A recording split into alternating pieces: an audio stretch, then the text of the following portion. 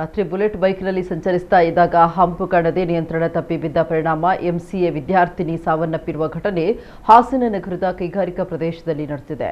ಸತ್ಯಮಂಗಳ ಬಡಾವಣೆಯ 23 ವರ್ಷದ ಪ್ರಿಯ ಮೃತಪಟ್ಟ ದುರ್ದೈವಿ 24 ವರ್ಷದ ಸ್ವಾತಿ ಎಂಬಕ್ಕೆ ಗಂಭೀರವಾಗಿ ಗಾಯಗೊಂಡಿದ್ದು ಆಸ್ಪತ್ರೆಗೆ ದಾಖಲಿಸಲಾಗಿದೆ. ಪ್ರಿಯಾ ಖಾಸಗಿ ಕಾಲೇಜಿನಲ್ಲಿ ಎಂಸಿಎ ಫೈನಲ್ ಇಯರ್ ಓದ್ತಾ ಇದ್ಲು. ಇನ್ನು ಸ್ವಾತಿಗೆ ಕಳೆದ ನವೆಂಬರ್ನಲ್ಲಿ ಮದುವೆಯಾಗಿತ್ತೆಂದು ತಿಳಿದು ಬಂದಿದೆ. ವಿದ್ಯಾರ್ಥಿನಿಯರು ಬುಲೆಟ್ ರೈಡ್ ಮಾಡುವಾಗ ಹೆಲ್ಮೆಟ್ ಧರಿಸಿರಲಿಲ್ಲ ಅಂತ ಹೇಳಲಾಗಿದೆ. ಹಾಸನ ಗ್ರಾಮಾಂತರ ಪೊಲೀಸ್ ಠಾಣಾ ವ್ಯಾಪ್ತಿಯಲ್ಲಿ ಈ ದುರಂತ ಸಂಭವಿಸಿದೆ.